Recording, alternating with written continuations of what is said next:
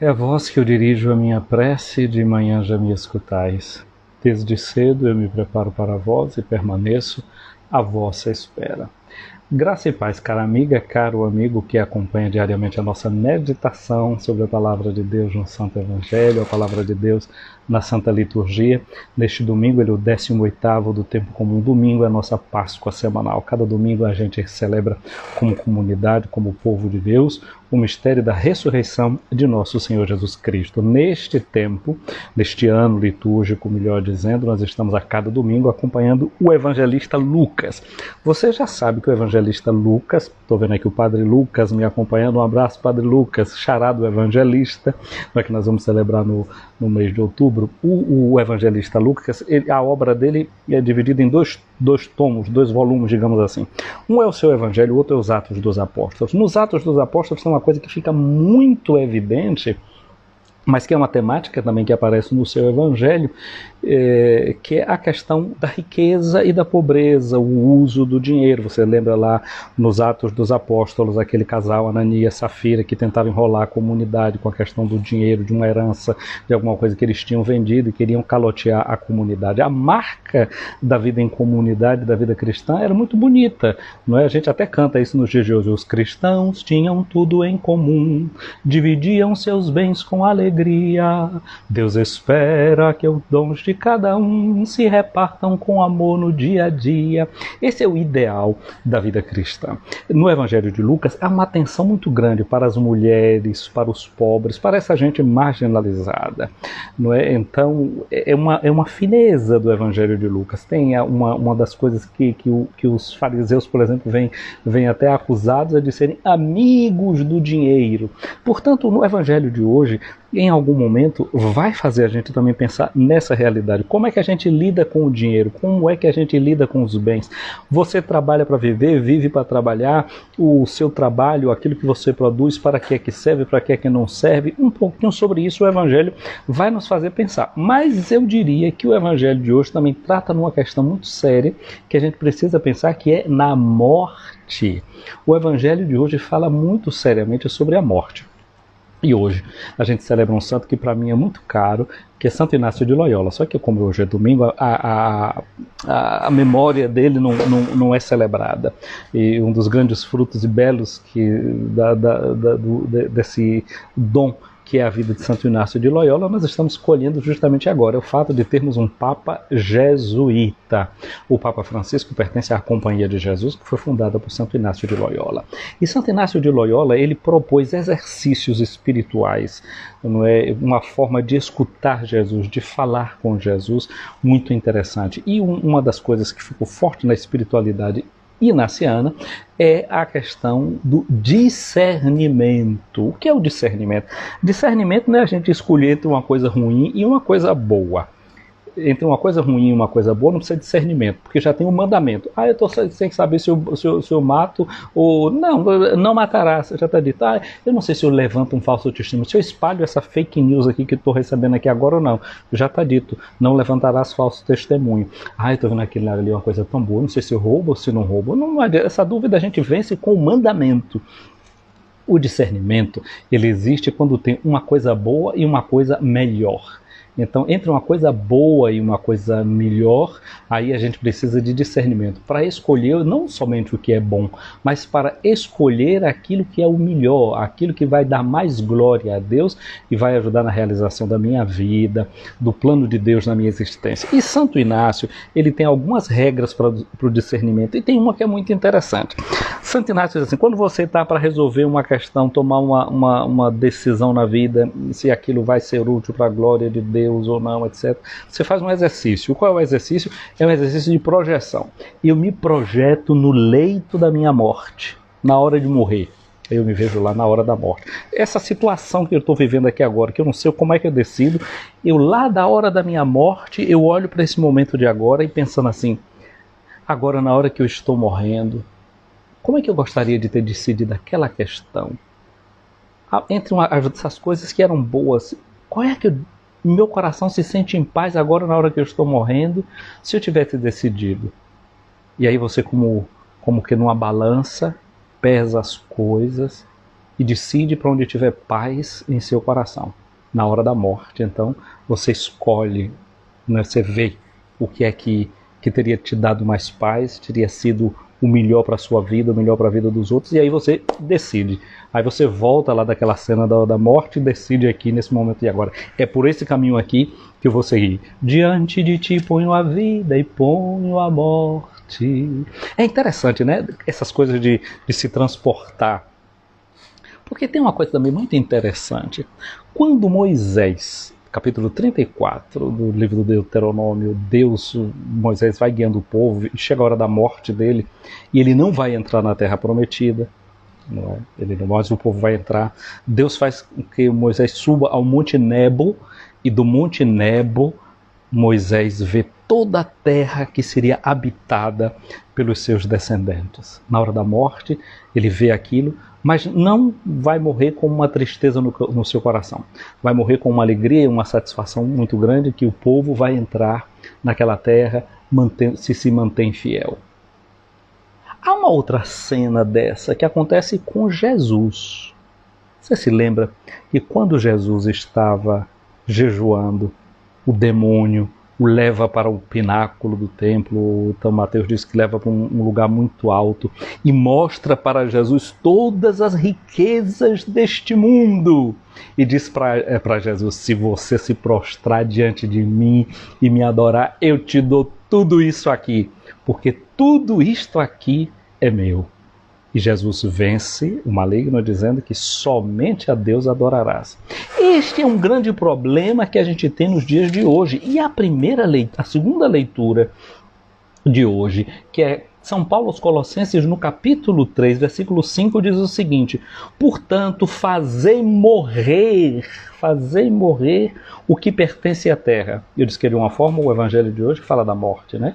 Da morte de cada um de nós e a morte que a gente deve saber fazer entrar na vida da gente. Fazei morrer aquilo que pertence à terra: imoralidade, impureza, paixão, maus desejos. E aí vem a cobiça, que é idolatria. Gente, a cobiça, a avareza é uma idolatria. Vamos lá na carta de São Paulo aos Efésios 5:5, não é? De novo vai nos falar disso. Esse apegamento à riqueza, aquilo que nesse mundo passa. Ora, não é? São Paulo diz isso, essa idolatria. Tem muita gente que acusa nós católicos, né? Vocês são idólatras porque vocês têm a imagem de Jesus, a imagem de Maria, a imagem dos santos, mas esse povo é uma idolatria do dinheiro, que não quer saber, uma certa teologia da prosperidade, todo mundo querendo ficar próspero, ficar rico, faz corrente para encher as contas e não sei o que, dinheiro daqui, dinheiro dali, e trambica barras de ouro por aqui, por ali. Gente do céu, a idolatria do dinheiro, mamon, Jesus, vocês não podem servir a Deus e ao dinheiro. Se a gente põe o dinheiro como centro da vida da gente. Agora, Jesus hoje vai se deparar com essa situação, né, da riqueza, a situação dos limites humanos em relação à riqueza, e vai nos falar da morte. E do Evangelho começa falando de morte já do início ao fim. Qual é o Evangelho de hoje? O Evangelho de Lucas, no capítulo 12, versículos de 13 a 21. Já começa com o versículo 13, e faltam aqui alguns versículos que não estão contados aqui, que Jesus estava pregando para uma multidão muito grande. O povo estava se pisando um no outro para poder escutar Jesus que estava falando. E Jesus vai falando desse reino de Deus e do desafio de entregar a vida pelo reino. Jesus vai estar no meio dessa conversa. Mas deixa eu fazer uma pausa aqui. Você já sabe, né, que eu sou o padre José Raimundo dos Santos, eu sou da Diocese de Amargosa, na Bahia, e tenho a alegria de meditar sempre com você a Palavra de Deus. Muito obrigado a você que está curtindo aqui cada vídeo nosso que a gente vai colocando. Você já deu o seu like? Cada like que você der é como se você estivesse escrevendo o seu testamento, né, o seu testamento, e dizendo: eu gosto disso aqui, eu proponho essa meditação para você. Então dá o seu like nessa aqui que a gente está ouvindo. Se você quiser, encaminha esse vídeo aí para algumas pessoas, 5, 10, 15, 20, 200, 300 pessoas, para quem você quiser, envia essa nossa transmissão aqui agora e transmita depois também. Eu vou salvar lá no YouTube, eu tenho uma página lá, um canal no YouTube, Padre José Raimundo Escutando a Palavra. Obrigado por cada like que você vai dando lá dentro, também na minha página do Facebook, Luz para o Meu Caminho. e também no meu perfil de Facebook. Agora, eu fiz a pausa, não era nem para falar sobre isso, mas eu aproveitei e emendei logo. A pausa era para eu falar da meditação que eu fiz na semana passada. Você lembra da meditação da semana passada? Você lembra do tema que eu dei para a meditação da semana passada? Não lembra não? Pode vir aqui no meu Instagram e lá no Facebook, veja o vídeo se você não viu ainda. Se você viu e não deu like, dê. Pois na semana passada era a oração do Pai Nosso, você se lembra? E eu disse que era uma oração tridimensional. E disse que essa meditação era tridimensional, porque ela falava como a gente, através dela, entrava no tempo, dizendo: dai-nos hoje o pão de cada dia, o tempo presente confiado a Deus. Perdoai-nos as nossas ofensas, era o nosso passado e como a gente lida com ele. E não nos deixeis cair em tentação, é o nosso futuro. Gente, o evangelho de hoje, de alguma forma, falando de morte, falando de vida, fala também desse dom precioso que é o tempo. Porque o que é a morte? A morte é a gente sair do tempo.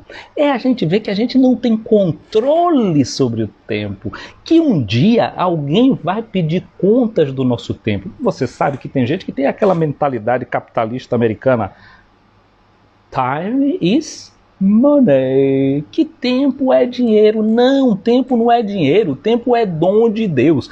E por isso nós cristãos e nós cristãs olhamos para o tempo não com aquela voracidade de quem quer fazer muita coisa e alcançar muita meta, isso, aquilo, outro. O tempo no aspecto cronológico. Para nós, na Bíblia, a gente usa uma palavra grega para o tempo, que se diz que é kairos. Lembra que a gente cantou muito isso um tempo, início dos anos 2000? Tem gente aqui que é muito nova, não cantou não. É kairos, tempo de Deus, novo milênio, novo tempo de missão. Pois é, voltar às fontes, que é hora de evangelização.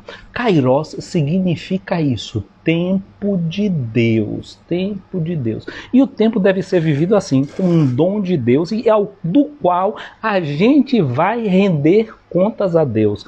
E o tempo é um dom precioso, ninguém pode se gabar de dizer que tem mais tempo do que você. Não, o dia de todo mundo tem 24 horas, com os mesmos minutos, com os mesmos segundos. Claro, a duração da vida de cada um no tempo vai ser uma coisa diferente. Porém, é sempre o mesmo dom que é feito para mim e para você e que a gente deve usar como aquilo que é, como graça, como presente, como um dom do Senhor para nós.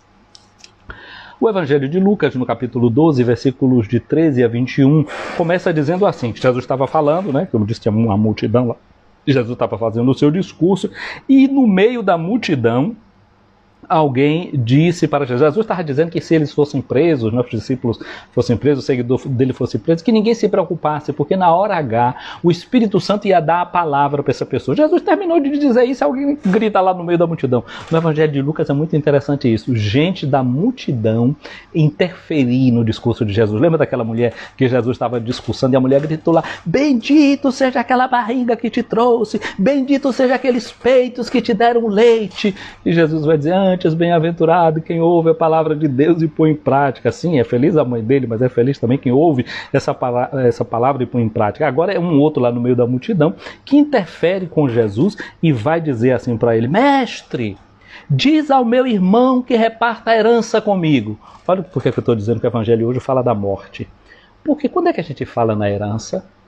A gente fala na herança quando alguém morre. E aqui, os pais, não é? Aqui, o pai morreu. E esse filho deve ser o filho mais novo. O filho mais novo. Lembra do filho pródigo, que é o mais novo? Lucas 15. Então, é o filho mais novo que certamente está gritando alguma coisa. Porque o filho mais velho, normalmente, tinha direito de ficar com 2/3 da herança, sobretudo se tivesse filhas mulheres, e se a mãe ficasse viva. Aqui deve ter tido algum problema dessa natureza. E cadê? Você já fez o seu testamento? Qual é o testamento que a gente tem que fazer? A gente não tem que se preocupar, não é com a morte só na última hora. Tem certas coisas que se a gente pode prevenir, é melhor que a gente se previna. Mas nem tudo se resolve com testamento, nem tudo se resolve só com carta e pena. Há outras formas também de se resolver as coisas. Olha, quando Jesus escutou essa pergunta, diz assim: homem, quem me encarregou de ser juiz ou de dividir os vossos bens? Interessante porque na primeira leitura de hoje, Paulo diz assim: se ressuscitastes com Cristo, esforçai-vos para alcançar as coisas do alto, onde Cristo está sentado à direita de Deus. Aspirai às coisas celestes e não às coisas terrestres, pois morrestes. O cristão é esse que já morreu. E a vossa vida, diz Paulo, está escondida com Cristo em Deus.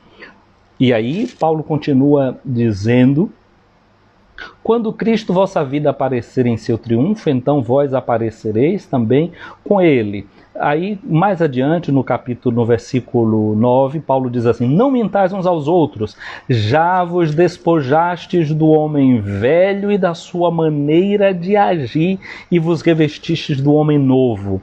Jesus começa respondendo para aquele dali, dizendo assim: homem, esse homem aqui, Lucas faz parte dessa escola de Paulo. E ouve o evangelho de Paulo, com Paulo. Então essa categoria de homem velho e homem novo é muito forte para Lucas. E aqui eu interpreto assim, que esse homem com o qual Jesus interpela essa pessoa é quase como que interpelando a você e a mim, que tipo de homem nós somos. Somos ainda o homem velho que se deixa tracinar pela cobiça, pelos bens deste mundo, ou de fato a gente está vivendo conforme aquilo que a gente é, o homem novo, aspirando não às heranças que são divididas aqui nesta terra, mas aspirando às coisas que procedem de Deus. Jesus, quem é que me encarregou de dividir os vossos bens? Para que é que a gente chama Jesus para a vida da gente? A gente quer Jesus como um talismã para resolver a prosperidade da gente, os processos que a gente tem para resolver e as coisas que a gente tem para possuir. Jesus não quer entrar na vida da gente desta forma. O que Jesus tem para nós é muito mais sério, é muito mais amplo e muito mais profundo. Então Jesus faz essa primeira advertência e faz uma segunda. Ele diz: tomai cuidado contra todo tipo de ganância. Nós já vimos lá aqui na carta aos Colossenses a palavra sobre a ganância, sobre a cobiça, que é idolatria. Por quê? Porque a ganância é isso. Ela é a idolatria. No livro do Coelet, capítulo 10, versículo 19, o sábio diz assim: tudo obedece ao dinheiro. Porque essa é a lógica desse mundo, de o povo achar que com dinheiro se faz tudo, se compra tudo, mas não compra-se tudo, não se resolve tudo com dinheiro. Por isso Jesus adverte: tomai cuidado com todo tipo de ganância, não só a ganância econômica, mas com todo tipo, porque às vezes a gente tem outras voracidades, voracidade de títulos, voracidade de bens, e assim a gente vai, querendo sempre possuir, e nunca se resolve na vida.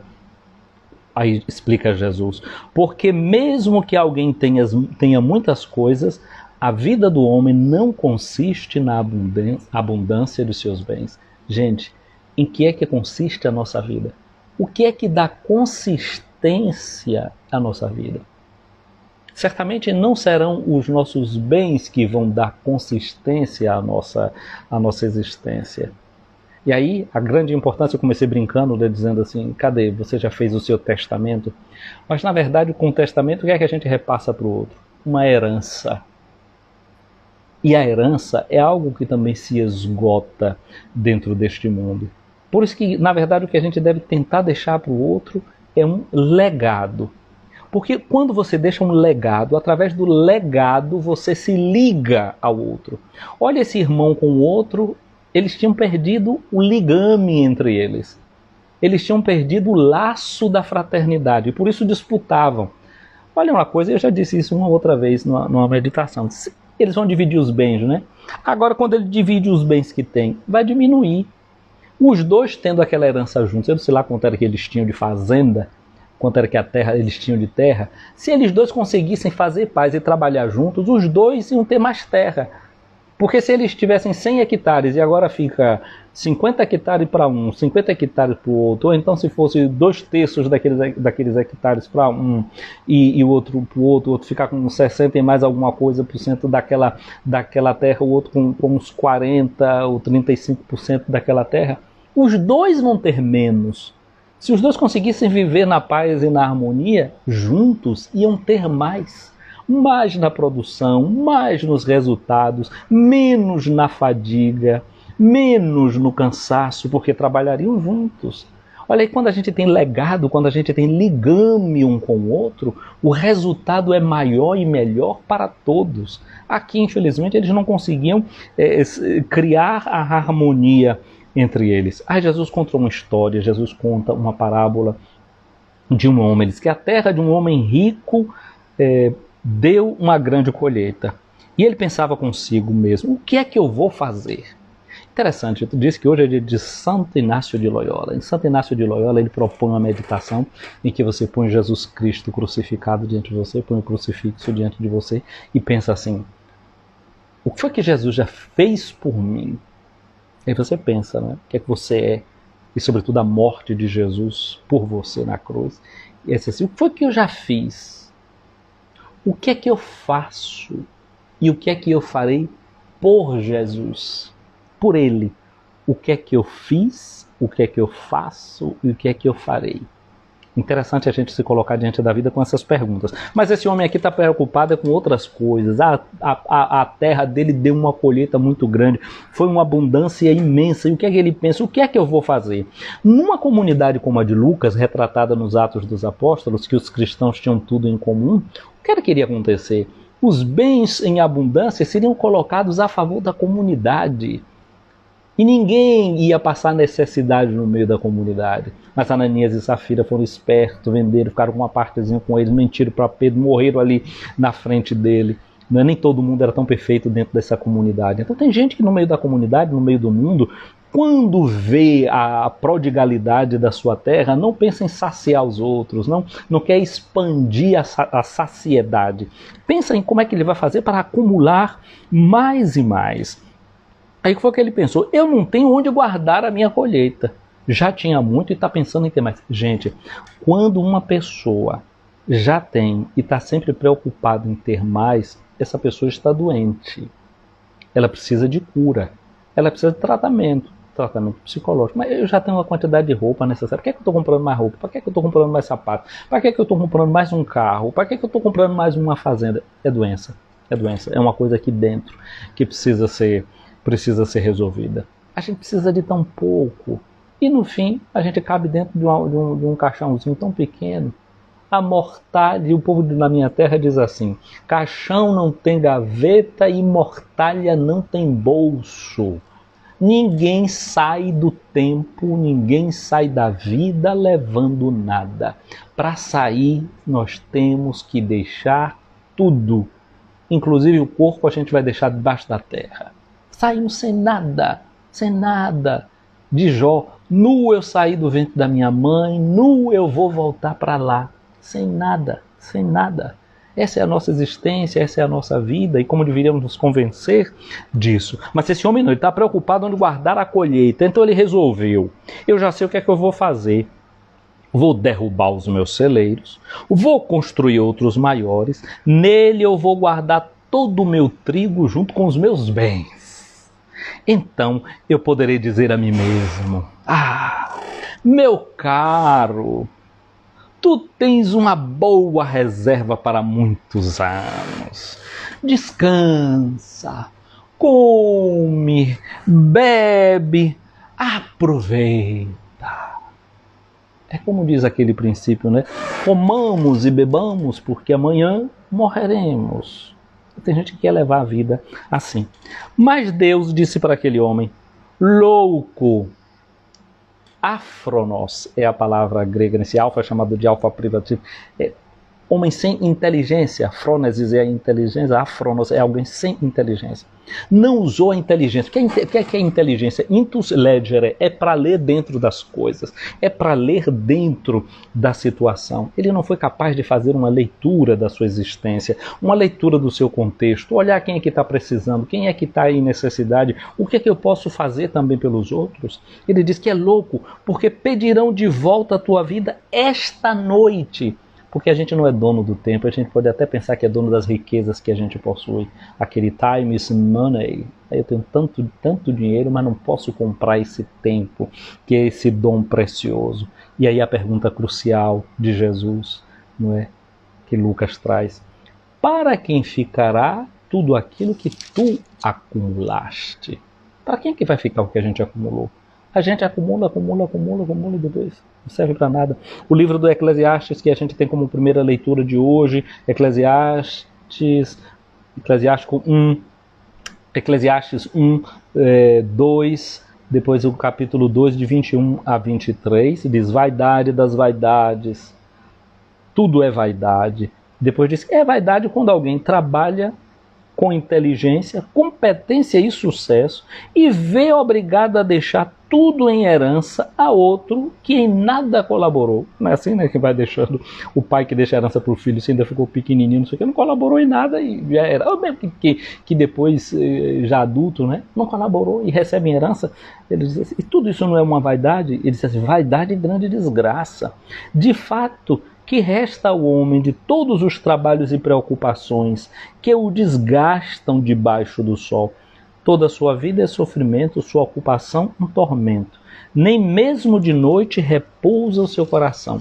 Isto é vaidade. É por isso que a gente deve pedir com o salmista, não é?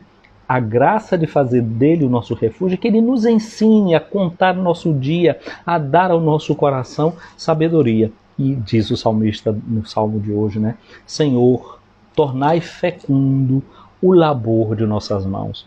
O trabalho fecundo não é aquele que a gente acumula riqueza sobre riqueza. O trabalho nosso vai ser fecundo quando a gente também sabe dividir, sabe colaborar. É interessante que entre os americanos tem uma prática muito comum, que pessoas muito ricas, muitas vezes eles pegam grande parte da riqueza que eles conseguiram e criam fundações. Pegam aquele dinheiro dele para fazer instituições que vão promover a ciência, que vão promover a arte, que vão promover os esportes. Parece que no nosso Brasil a cultura de ricos que ajudam os pobres não é uma coisa que a gente vê falar tanto não, né? De se tornar o benfeitor, a administração benevolente, a administração de fazer bem. Por isso que a gente já dizia, né, tem um padre da minha diocese que ele fez uma música, Padre José Raimundo Galvão, que diz assim: pois as mãos mais pobres são que mais se abrem para tudo dar. Não se deve dizer nada posso ofertar, pois as mãos mais pobres são que mais se abrem para tudo dar. O Senhor só deseja que em nós tudo seja constante servir. Quando nada se tem, só resta dizer: Senhor, eis-me aqui. Não se deve dizer nada posso ofertar. Porque aí, ouvindo esse evangelho de hoje, a gente pode ficar pensando que é só o ricaço lá que pode fazer alguma coisa, né? Mas a gente pobre também pode, já como ele diz nesse canto, né? É a mão mais pobre, aquela que mais se abre para tudo dar. Que bom seria que os nossos ricos aprendessem com os mais pobres, a darem um pouco daquilo que têm. Vimos nesse tempo de pandemia, o que foi que a gente viu? Que os 10 mais ricos do mundo foi que mais ricos ficaram. E a pobreza foi o que aconteceu. Ele acreditou, todo mundo dizia, depois da pandemia está saindo o melhor da nossa humanidade, vai ser um tempo diferente, não sei o quê. Vocês estão vendo essa diferença? Onde foi que ela chegou? Me avisa para eu ir para lá. Para esse lugar onde está tudo tão bom assim, porque todo mundo está no mesmo barco, sofrendo junto. O coração do homem, se não for tocado por Cristo, não tem pandemia que resolva. Não. O que converte a gente não é a pandemia, não é a miséria, não é o sofrimento. O que pode mudar o coração da gente é o Evangelho de Cristo. É a certeza de que Ele transforma. Quem foi que me constituiu juiz das coisas de vocês? Ele diz tolo. E eu disse a vocês que tolo significa sem inteligência. Porque o que é que Jesus está dizendo? Que essas questões da nossa economia, não é preciso a gente estar metendo ele aqui no meio dessa situação, não. Vamos usar a arte da política, vamos usar a arte da inteligência, vamos fazer as coisas seguindo já a razão, porque seguindo a razão a gente já sabe, porque a razão é um dom de Deus.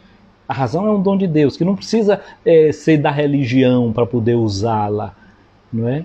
Porque o político não precisa ser da igreja A, B, C e estar com a Bíblia debaixo do braço. Basta que ele use já esse dom da inteligência, que ele vai saber governar bem, que ele vai governar para o povo, que ele vai governar para os mais pobres, que ele vai governar para quem tem necessidade. Não é preciso agora a gente estar botando o nome de Deus em tudo quanto é lugar, o nome de Jesus em tudo quanto é programa político, embaixo da propagandinha, para querer iludir bobo. Usa a inteligência. E vamos ver, se usando a inteligência, o que é que essas pessoas estão fazendo? Mas para mim e para você, a pergunta assim é bem séria, né? O que é que eu posso fazer? O que é que eu posso fazer? As mãos mais pobres, as que mais se abrem, para tudo dar. E perguntar-nos a nós mesmos se nós não estamos ajuntando tesouro para nós mesmos. Aquilo que eu dizia, não é só uma questão de um testamento, de uma herança, é questão de um legado. Se a gente está criando circularidade e fraternidade entre nós, de modo que a gente se esteja enriquecendo diante de Deus. Assim acontece com quem ajunta tesouros para si mesmo, mas não é rico diante de Deus. Vamos nos enriquecer diante de Deus. Porque quem se enriquece diante de Deus é aquele que está aprendendo a amar. Está cumprindo aquela palavra que Jesus disse. Jesus deixou o testamento dele. No testamento dele, ele botou o seu nome, botou o meu, escreveu lá: amai-vos uns aos outros como eu vos amei.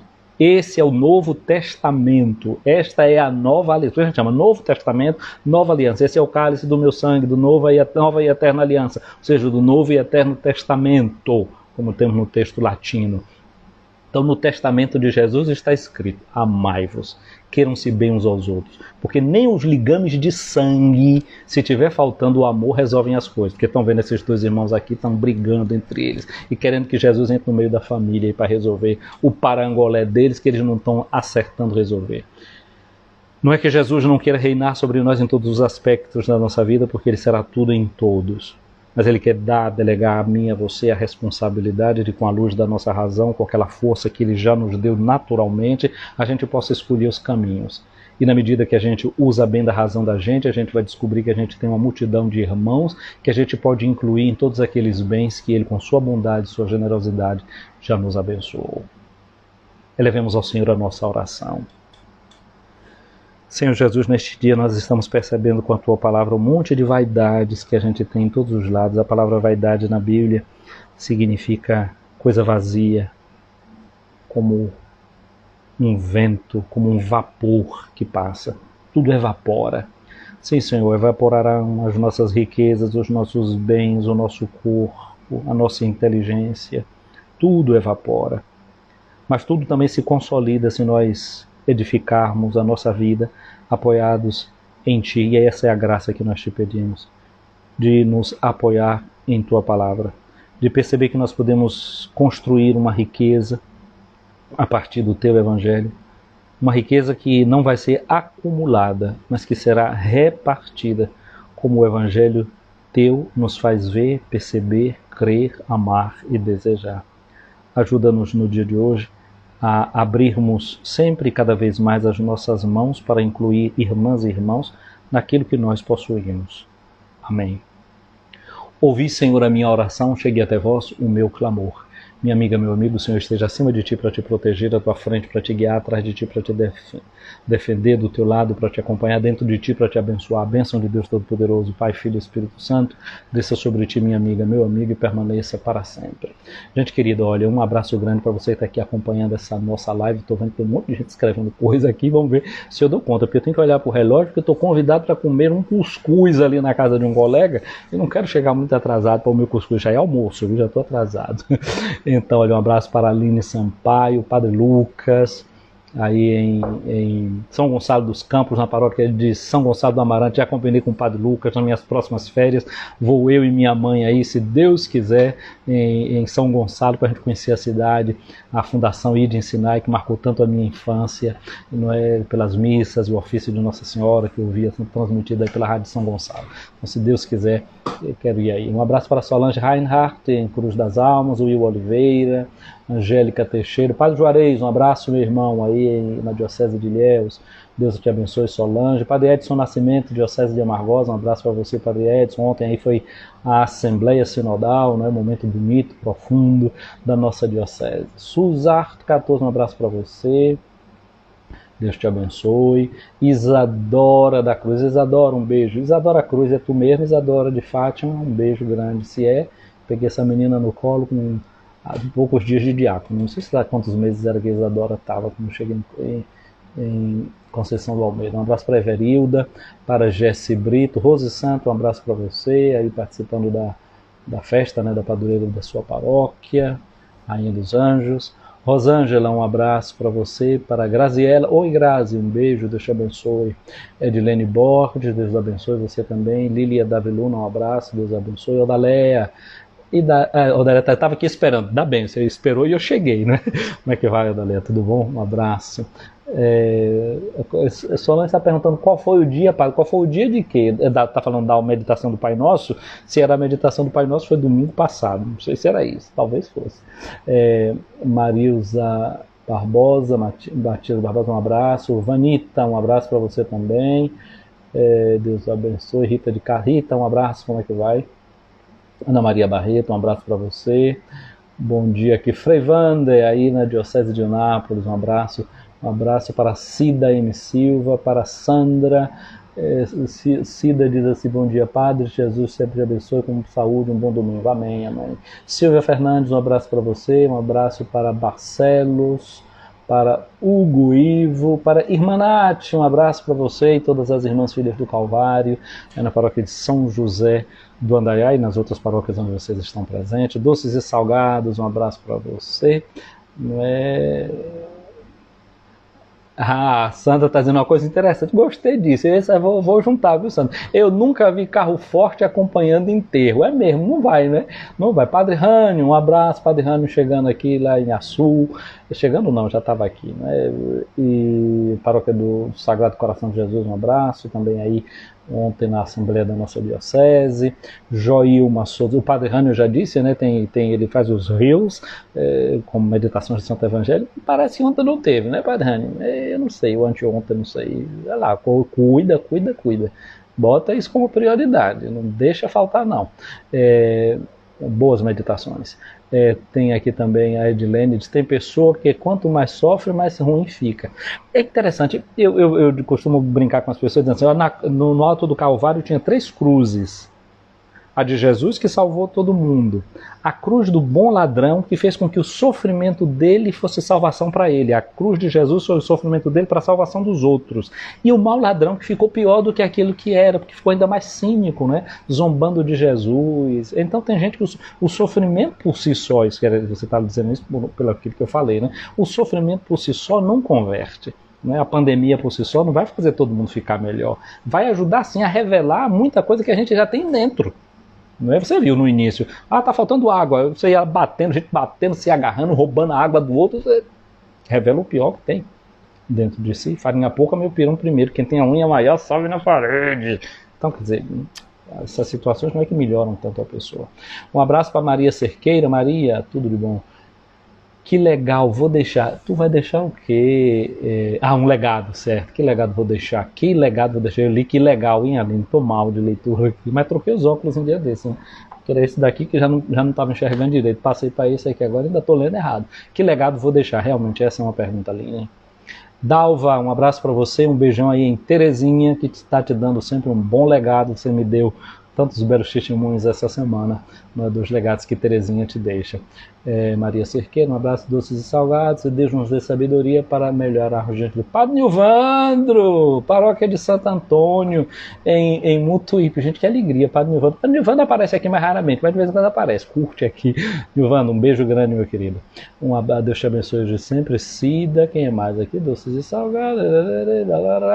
Lígia Carla, um abraço para você, Deus abençoe. Sara, como é que você está? Tudo bem? O Randa está dizendo que não teve ali a postagem. Sara é minha amiga aqui do meio ambiente. Eu já disse a Sara que quando eu voltar para o Brasil a gente vai se virar, porque a gente vai ter que fazer muita coisa junto. Não sei nem para onde é que eu vou, mas já estou achando que a gente vai ter alguma coisa para fazer junto. Luciana é outra, Luciana Rosa, que a gente vai ter muita coisa para fazer junto, com a história, não é? E as outras coisas. Adriana Santiago, um abraço, Adriana, para você. Deus abençoe, um santo domingo. Bom, gente querida, olha, um abraço grande para todas vocês, para todos vocês aqui acompanhando essa live de hoje. Vou salvar a live aqui, depois vou jogar lá no canal do YouTube, vou colocar no Facebook também, né? Deixa eu correr por causa do cuscuz que está ali me esperando, gente. Vocês vão tomar o café de vocês aí, que eu vou comer meu cuscuz, não é? com ovo. O almoço de hoje vai ser esse, cuscuz com ovo e carne do sol, carne de sertão, carne de charque. Pois é. Vocês tomem o café de vocês como for possível. Um abraço. Frei Vandey aqui, Vandey Psi. Eu gosto muito desse perfil do Frei Vandey também aqui, da psicologia. Frei Vandey aqui é um homem de 7 instrumentos. É liturgista, mas tem essa formação aí no campo da psicologia também, porque realmente a gente deve fazer com que as nossas liturgias sejam realmente espaço de cura. Não é? Mas de cura como a gente está fazendo aqui agora, a palavra de Deus vai curando a gente, né? Vai tocando em aspectos da existência da gente, não é? Vai sanando a nossa existência. Darcy, um abraço grande para você está chegando, a gente está saindo, viu? Porque eu estou atrasado para comer um cuscuz que me prometeram ali. Fiquem com Deus, um abraço grande, santo feliz domingo.